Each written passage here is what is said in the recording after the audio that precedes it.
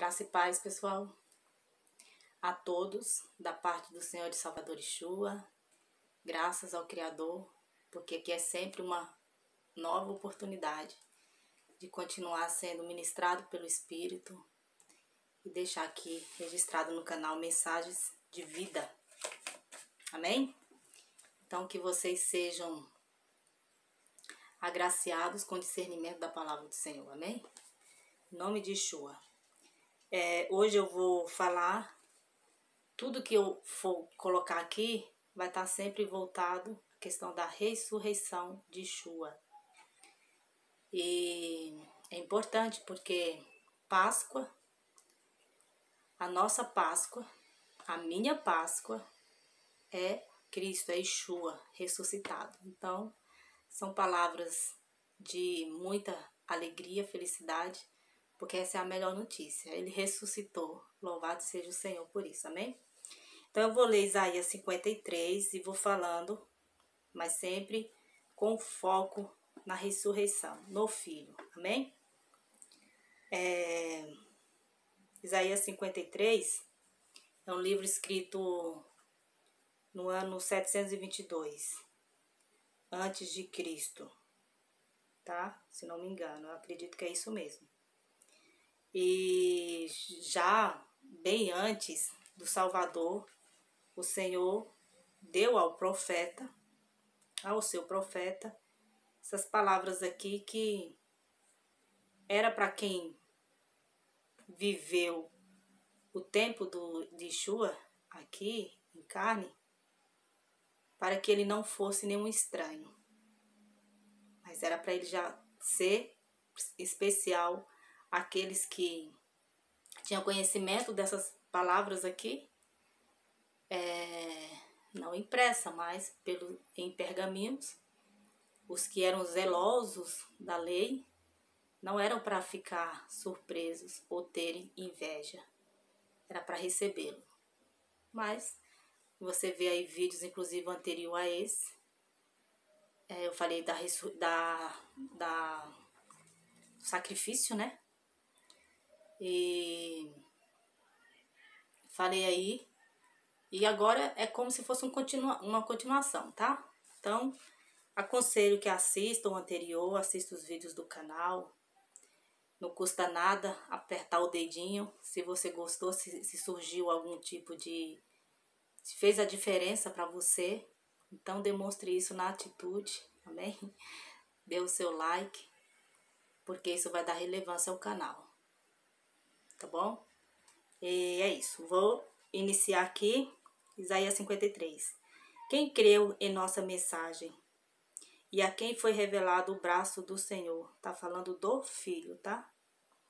Ele cresceu diante dele como um broto tenro e como uma raiz saída de uma terra seca. Ele não tinha qualquer beleza ou majestade que nos atraísse. Nada havia em sua aparência para que o desejássemos. Foi desprezado e rejeitado pelos homens, um homem de dores e experimentado no sofrimento, como alguém de quem os homens escondem o rosto. Foi desprezado e nós não o tínhamos em estima. Certamente ele tomou sobre si as nossas enfermidades e sobre si levou as nossas doenças. Contudo, nós o consideramos castigado por Deus atingido e afligido, mas ele foi transpassado por causa das nossas transgressões. Foi esmagado por causa de nossas iniquidades. O castigo que nos trouxe paz estava sobre ele, e pelas suas feridas fomos curados. Todos nós, tal qual ovelhas, nos desviamos. Cada um de nós se voltou para o seu próprio caminho. E o Senhor fez cair sobre ele a iniquidade de todos nós. Ele foi oprimido e afligido e, contudo, não abriu a sua boca. Como cordeiro, foi levado para o matadouro, e como ovelha que diante de seus tosqueadores fica calada. Ele não abriu a sua boca, com julgamento opressivo ele foi levado. E quem pode falar dos seus descendentes? pois ele foi eliminado da terra dos viventes. Por causa da transgressão do meu povo, ele foi golpeado, foi-lhe dado um túmulo com os ímpios e com os ricos em sua morte, embora não tivesse cometido nenhuma violência, nem houvesse nenhuma mentira em sua boca. Contudo, foi da vontade do Senhor esmagá-lo e fazê-lo sofrer. E embora o Senhor tenha feito da vida dele uma oferta pela culpa, ele verá sua prole e prolongará seus dias, e a vontade do Senhor prosperará em sua mão. Depois do sofrimento de sua alma, ele verá a luz e ficará satisfeito. Pelo seu conhecimento, meu servo justo justificará a muitos e levará a iniquidade deles. Por isso eu lhes darei uma porção entre os grandes, e ele dividirá os despojos com os fortes, porquanto ele derramou sua vida até a morte, e foi contado entre os transgressores. Pois ele levou o pecado de muitos, e pelos transgressores intercedeu. Espera só um minutinho, gente, já vem. Olá, pessoal. Retornando, vocês me desculpem. Então, aqui já inicia uma fala muito profunda. O profeta fala: quem creu em nossa mensagem? Como eu estava falando para vocês, se eles tivessem o zelo ou não tivessem inveja, e um vídeo anterior até coloquei, tá escrito, na verdade não é que tá escrito, mas faz menção do que eu falei da questão da crucificação, né? E tá lá relatada a questão da inveja, tá em Mateus 27, tá? Tá em Mateus 27, não em João 10. Mas João 10 faz menção a um comportamento de inveja, quando eles falam ali que o que ele tá fazendo, o que ele fala, faz, é por intermédio de demônios. Então, quem creu? E a questão da revelação, é preciso sermos revelados. Revelados pela palavra, revelados, o Senhor revela em sonhos o que Ele quer, Ele revela. Mas a maior revelação é a palavra do Senhor. Então precisamos de fé, precisamos crer, precisamos ter sensibilidade de encarar a palavra do Criador de modo espiritual. Porque carne não habita nos céus, para começar. Então, como é que de modo carnal podemos compreender a palavra do Senhor espiritual? Não tem como. Então, e a quem foi revelado o braço do Senhor? Yeshua, o Salvador. Ele foi revelado, e a palavra do Senhor diz, porque assim, gente, o Salvador, ele foi ao encontro dos 11 discípulos, exceto Judas, o que o traiu. Judas foi, se não me engano, apresentado por Tiago, se não me engano. Por conta disso, ele traiu, né? Porque a palavra do Senhor diz que ninguém vai ao Filho se o Pai não o enviar. Então, toda a palavra do Senhor, ela é uma só. Ela precisa ser compreendida como uma história gigante, com uma contínua,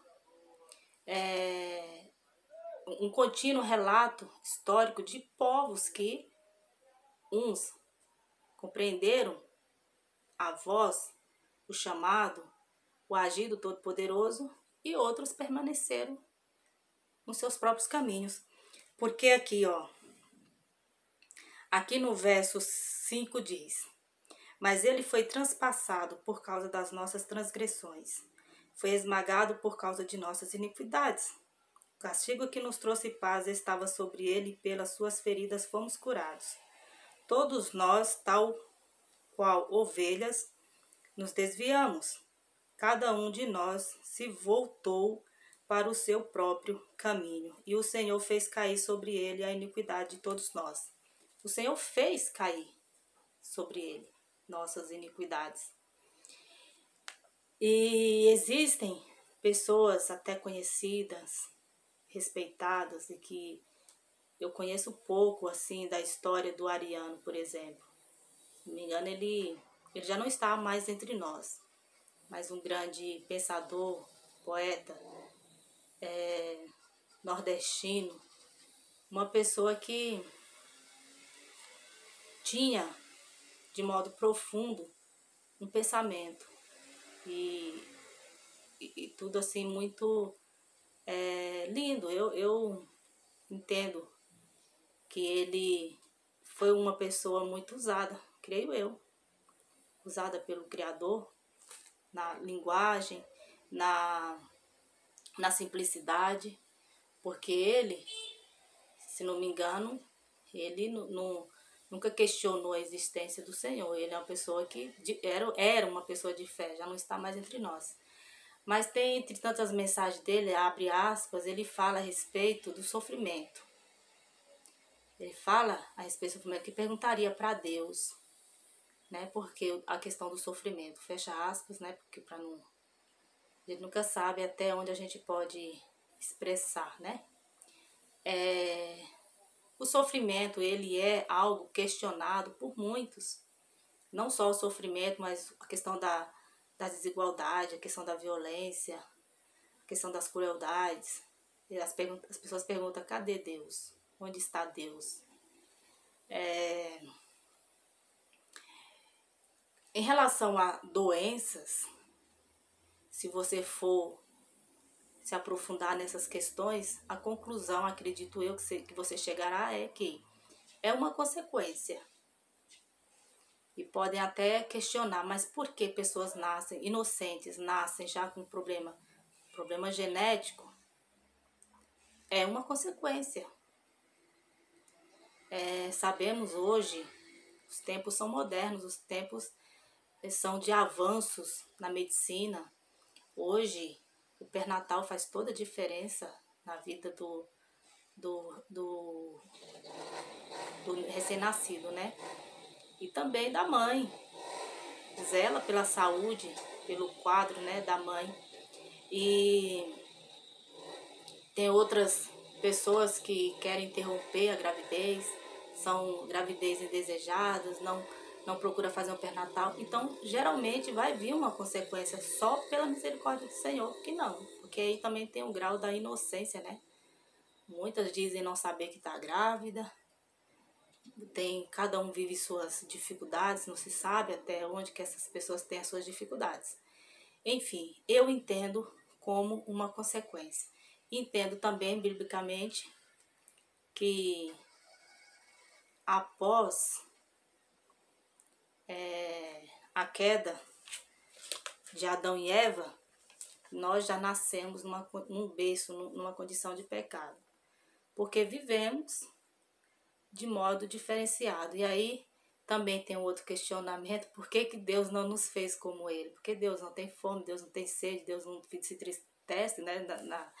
Na interpretação de muitos. Ele não é físico como nós, Ele é espírito. Então por que Ele não nos fez?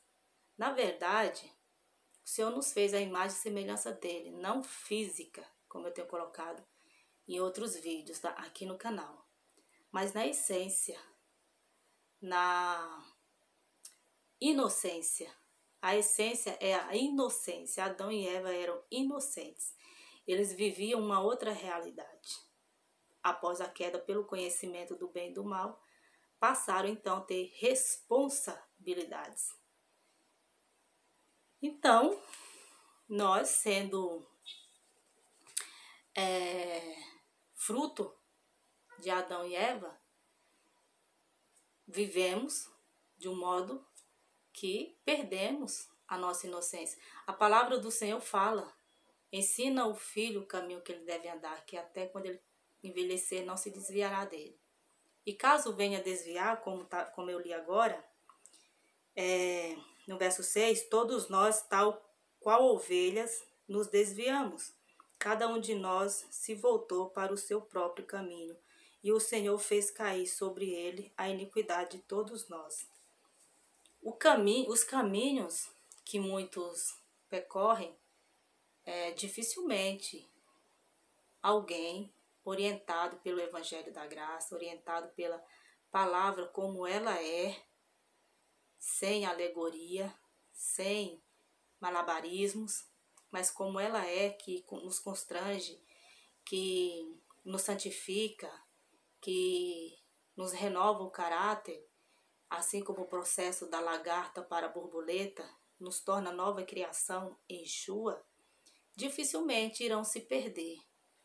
Podem pecar, podem cair, porque vão viver, vão ter suas experiências, saberão de tudo, podem cair, mas não vão permanecer caídos. Isso é uma certeza. Por isso é importante entender que os caminhos diversos nos trarão, sim, consequências. Mas o caminho do Senhor nos mantém com vida, com saúde, com a certeza de que o nosso justificador, que é o Filho que nos justifica, que nos orienta o caminho que devemos prosseguir, não nos permitirá viver numa condição como a impiedade. Né? E como fala aqui, no versos 2 ao 3, está descrevendo o filho. Então não era para ser novidade, não era para ser surpresa, não era para ele ser rejeitado da forma como ele foi rejeitado.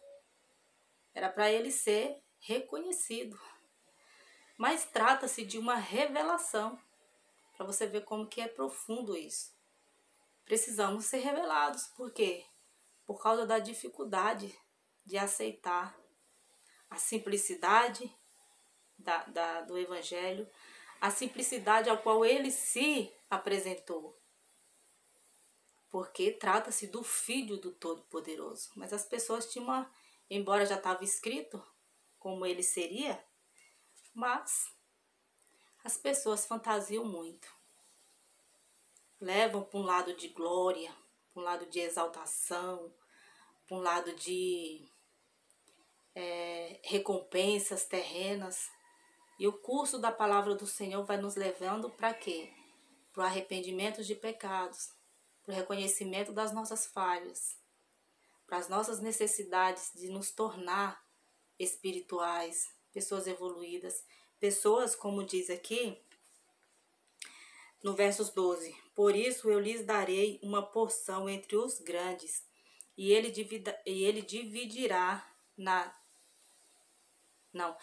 dividirá os despojos com os fortes, porquanto ele derramou sua vida até a morte, e foi contado entre os transgressores. Pois ele levou o pecado de muitos, e pelos transgressores intercedeu. E todos sabem que muitos não são todos. Embora ele levou, aqui está falando, deixa eu ler aqui de novo, peraí. Aqui, ó. E o Senhor fez cair sobre ele a iniquidade de todos nós. Embora a iniquidade caiu sobre ele, mas os despojos, as recompensas, a justificação, a revelação da palavra para reconhecer o Filho, para aceitar a palavra como ela é, como ela está escrita, são para muitos. São para todos. Por quê? Porque exige de nós um reconhecimento. Amém? E quem são esses fortes? Bem, se você ler Romanos capítulo 14 inteirinho, vai estar falando aqui várias coisas que caracterizam o tempo ao qual vivemos. A questão doutrinária, a questão das obras, da forma como as pessoas querem se auto-justificar, da forma como as pessoas são doutrinadas a obedecerem, e assim sucessivamente.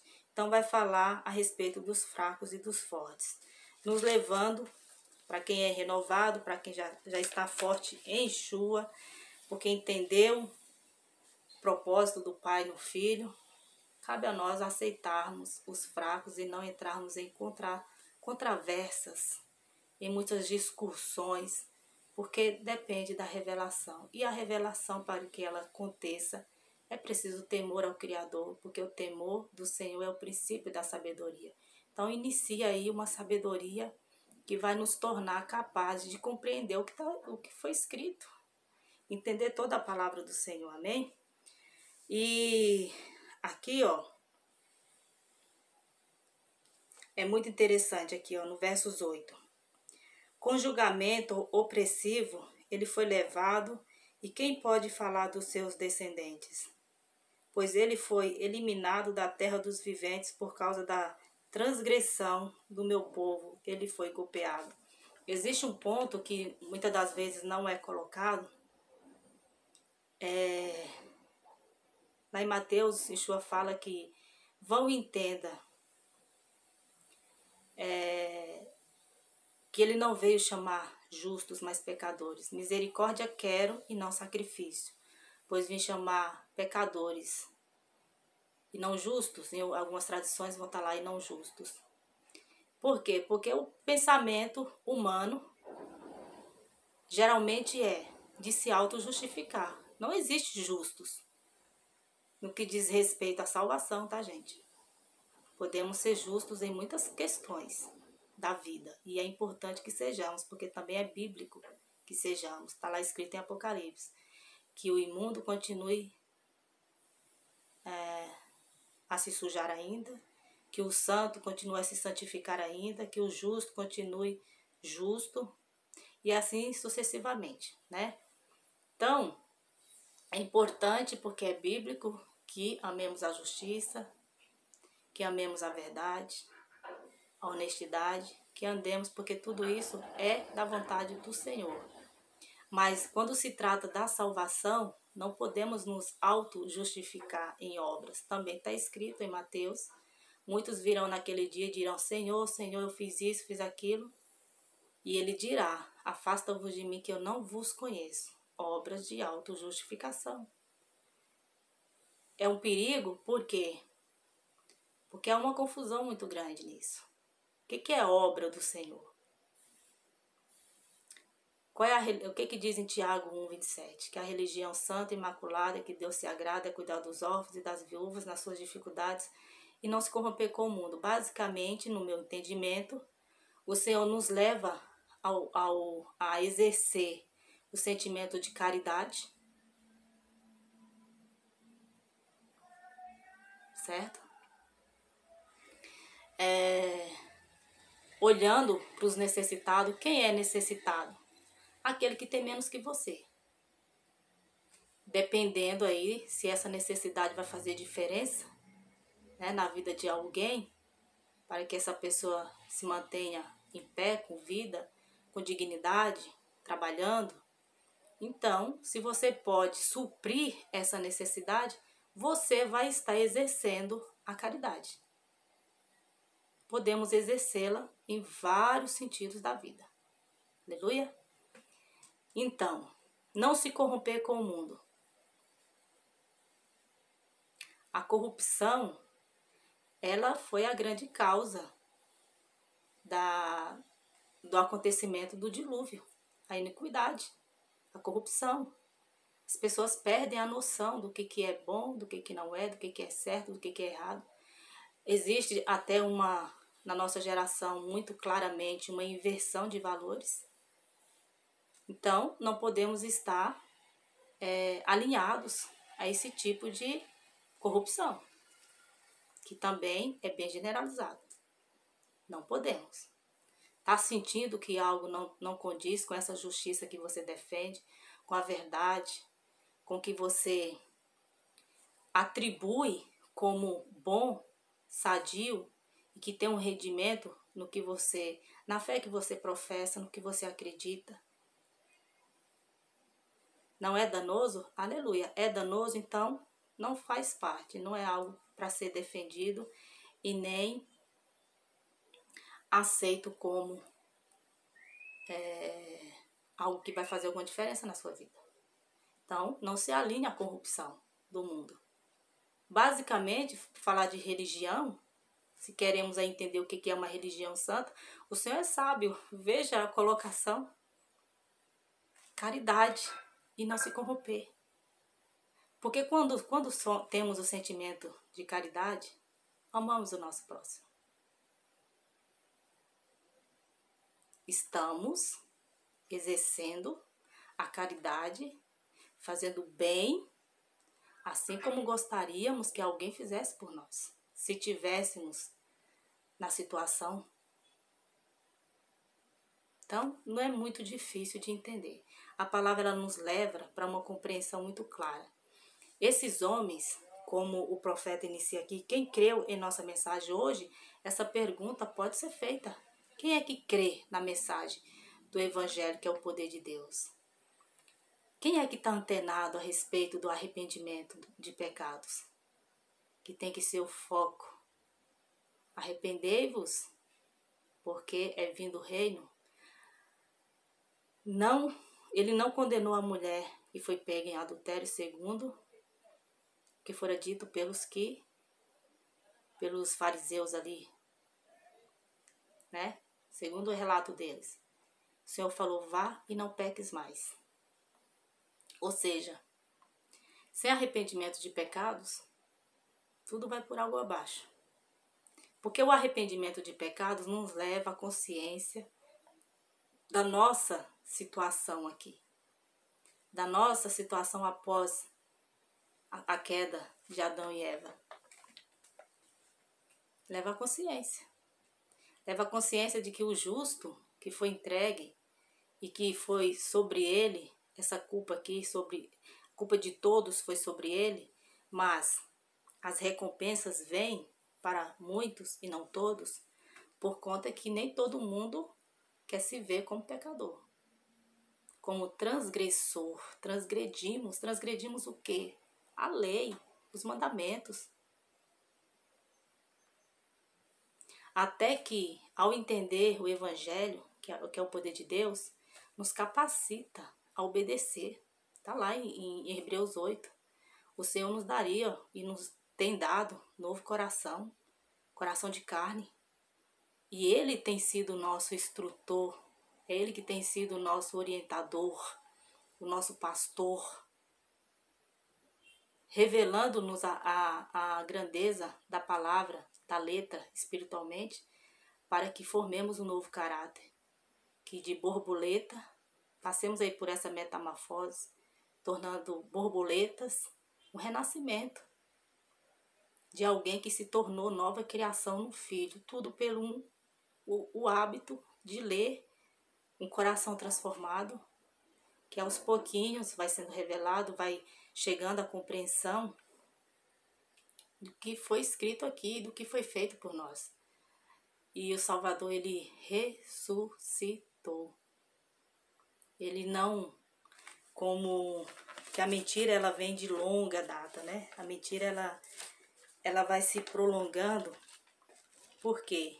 Porque sempre existiu pessoas que foram ensinadas no engano, que foram condicionadas a negar o Filho simplesmente porque ele foi rejeitado por aqueles que não gostaram desse Yeshua de Isaías 53. Ele é muito humilde, muito simples, nasceu numa terra seca, saída de uma terra seca, um bruto, né? Terro, saída de uma terra seca. Ele não tinha beleza, ninguém se sentia atraído por ele, pela aparência dele, não desejavam, não sentido aí, tá? Físico, mas aquela pessoa não muito receptiva para ser aceitável, para ser convidada, para estar ao meio. Muito simples, muito simples. Desprezado, rejeitado, um homem de dores, experimentado no sofrimento. E aí as pessoas questionam a questão do sofrimento. Por que, Senhor, tanto sofrimento? Porque perdemos a inocência. Vivemos a consequência, como eu coloquei lá no início.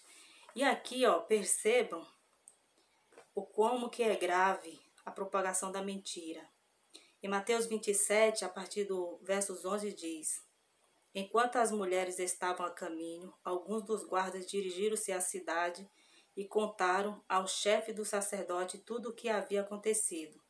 Quando o chefe dos sacerdotes se reuniram com os líderes religiosos, elaboraram um plano, deram aos soldados grande soma de dinheiro, dizendo-lhes: vocês devem declarar o seguinte: os discípulos dele vieram durante a noite e furtaram o corpo, enquanto estávamos dormindo. Se isso chegar aos ouvidos do governador, nós lhes daremos explicações e livraremos vocês de qualquer problema.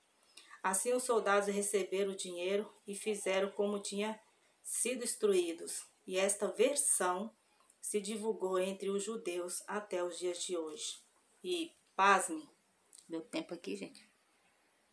Essa dúvida, ela tem estado na mente até de pessoas que perderam o primeiro amor. Por isso é importante voltar ao primeiro amor. Tem muitas pessoas que buscam tantos conhecimentos de homens, interpretação de homens, e deixa de lado a palavra do Senhor, ao ponto de questionar se a palavra do Senhor é verdadeira, por não entendê-la de modo espiritual. As pessoas começam a ver o filho simplesmente como um profeta. Como tem países aí que o tem como profeta, mas eu respeito.